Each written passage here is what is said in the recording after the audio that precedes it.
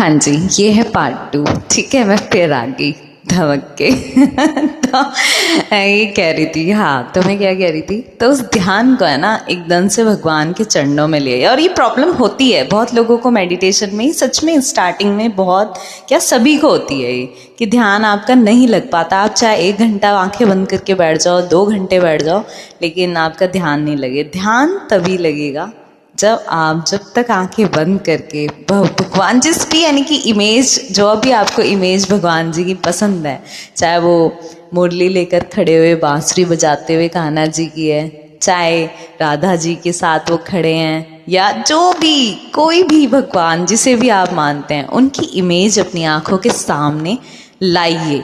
उसके बाद मेडिटेशन करिए, ज़रूर मेडिटेशन में आपका ध्यान लगेगा ही लगेगा। ठीक है, तो ये तो एक छोटी सी टिप मैंने आपको दी मेडिटेशन से रिलेटेड। तो कहने का यही है कि मैं थोड़ा सा इस स्टोरी को तो मैंने सुना दिया, लेकिन मैं इस बात को थोड़ा सा आगे ले जाना चाहती हूँ। कुछ टॉपिक हैं आजकल की लाइफ के कि मैंने बहुत लोगों से सुना है कि लोगों का कहना है कि भाई वो करते हैं बहुत चीज़ें, आजकल लोग अपने बच्चों को भी इतना ध्यान नहीं दे पा रहे हैं कि वो क्या बताएं, क्योंकि आजकल की जनरेशन कुछ भी समझने को, सीखने को तैयार नहीं है।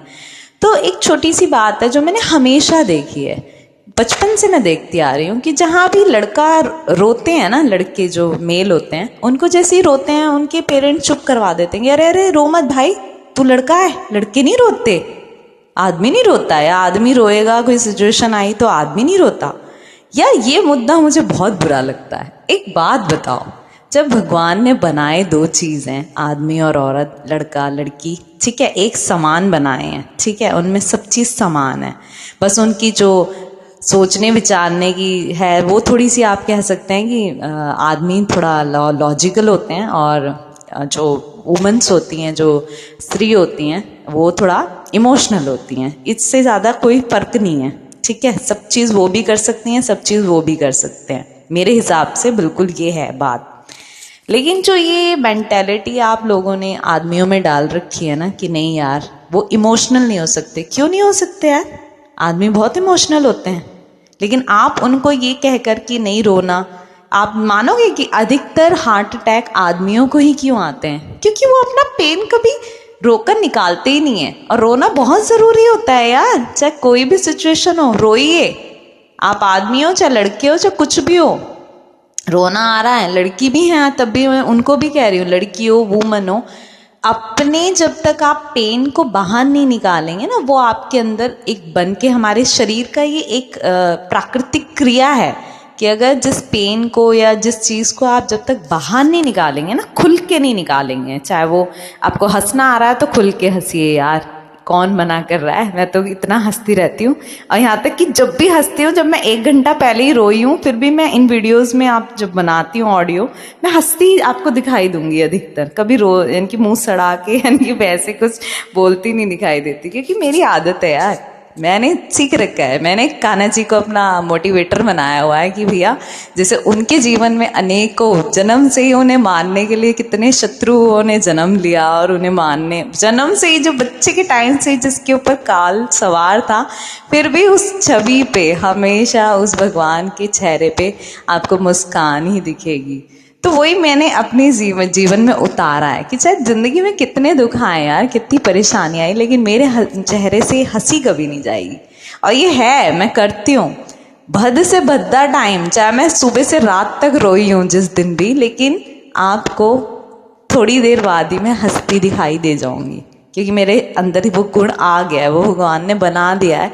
उन्होंने मुझे इतनी परेशानियां दी लाइफ में, इतने प्रॉब्लम्स दी, जिन्हें झेल कर और उनसे बहुत कुछ सीख कर, मैंने कहा ना दुख हमेशा आपको कुछ ना कुछ सिखाने आता है, तो उन दुखों से मैं इतना स्ट्रांग हो गई हूँ कि आज की टाइम में मुझे कोई रुला नहीं सकता जब तक मैं ना चाहूँ, यानी कि अंदर से नहीं रोऊं, मुझे कोई रुला नहीं सकता।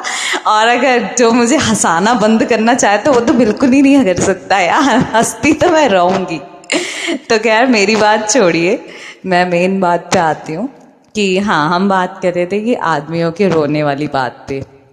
तो यार मेरी तरफ से मैं थोड़ा बिंदास बंदी हूँ, ठीक है। मैं साफ कहती हूँ, रोना आता है रोइए, कोई आप गलत काम नहीं कर रहे। और ये क्या है, ये बकवास बात है कि आदमी नहीं रोता, अब आदमी मर्द है, स्ट्रांग है भाई साहब, ये वो फलाने।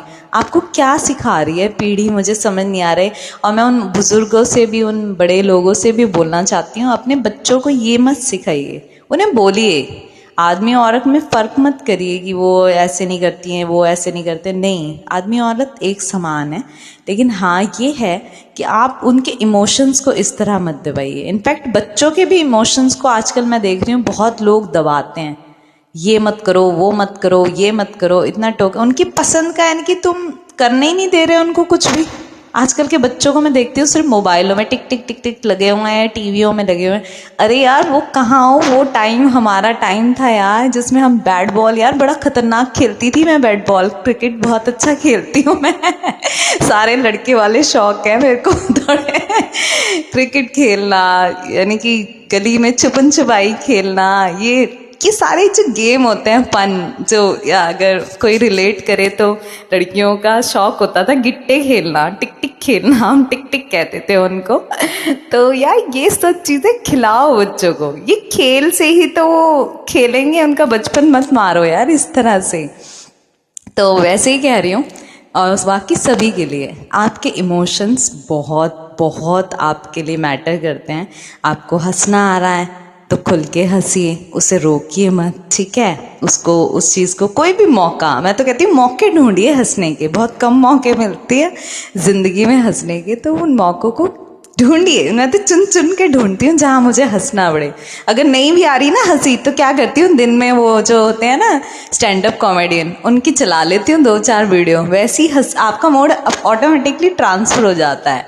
तो ऐसे ही आप कर सकते हैं, ऐसे ही खुश रहिए।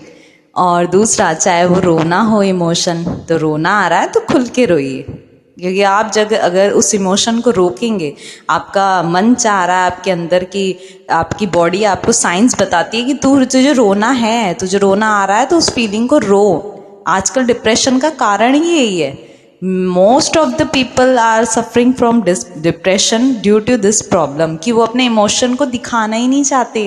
वो दिखाना चाहते हैं कि नहीं नहीं मैं बहुत स्ट्रांग हूँ यार, मैं नहीं रोऊंगी, मैं किसी के सामने नहीं रो। किसी के सामने मत रो, भगवान जी सबसे बड़े सखा हैं, आपके फ्रेंड हैं, उनके सामने रो लीजिए, उनके सामने खुल के रोइए बिंदास, उनको अपने हर दिल की बात बताइए, वो सब सुनते हैं और वो आपको क्रिटिसाइज भी नहीं करेंगे, कुछ नहीं बोलते, वो मूर्त बन के खड़े रहते हैं बस आपके सामने। लेकिन हाँ, जो सहारा भगवान देता है, उससे बड़ा सहारा आपको ना कोई दोस्त दे सकता है, ना कोई रिश्तेदार दे सकता है, ना कोई भी दे सकता है। क्योंकि वो जो, जब आपकी एक बॉन्डिंग बन जाती है ना भगवान से, तो आपको ऐसे ऐसे साइन मिलने लग जाएंगे, ऐसी ऐसी चीज़ें आपको भगवान खुद दिखाएगा कि मैं तेरे साथ हूँ। वो कुछ ना कुछ ऐसा करेगा, आपको ऐसे उनसे मांगिए साइन कि भाई मुझे विश्वास नहीं हो रहा, आप मेरे पास मेरी बात सुनते हो या मेरे पास हो, तो साइन दो। एक बार नहीं देंगे, रोज बोलोगे ना, एक बच्चे की तरह जिद करने लग जाओ यार उनसे कि हाँ मुझे साइन चाहिए आपकी तरफ से, क्या आप मुझे सुन रहे हो। वो ज़रूर साइन देंगे आपको, चाहे कैसे भी दे, वो उनका तरीका है। लेकिन वो ये ज़रूर जांचते हैं कि हाँ ये बंदा, ये बंदी जेन्युइन है, ये मुझसे जुड़ना चाह रहा है या ऐसी ऊपर ऊपर से फेक कर रहा है। लेकिन अगर जो सच्चे मन से उनसे जुड़ना चाहता है ना, वो सच में जुड़ते हैं। तो इसी तरह यार, आप 100 बात की एक बात कहती हूँ, सबसे छोटी बात नहीं है, बहुत बड़ी बात है। शिव और शक्ति दोनों इतनी बड़ी पवित्र वो हैं, इनकी भगवान है, ठीक है, माता है, माता पार्वती और शिव है, दोनों ही शिव शक्ति अर्धनारीश्वर हैं। तो ये मान के यार, ये चीज़ भगवान ने कुदरत बनाई है कि आदमी के अंदर हो चाहे औरत के अंदर, दोनों के अंदर दोनों पार्ट होते हैं, फेमिनिन भी और मस्कुलिन भी। तो अपने उन इमोशंस से दूर मत भागिए। अगर फेमिनिन की तरह आपको रोना आ रहा है तो उस इमोशन को निकालिए अपनी, तुम्हारी अंदर की फेमिनिन कह रही है कि भाई मेरे जहाँ तुझे इमोशनल होना है वहाँ हो, क्यों उस चीज़ को दबा रहा है, क्यों मैस्कुलिनिटी को ऊपर रख रहा है।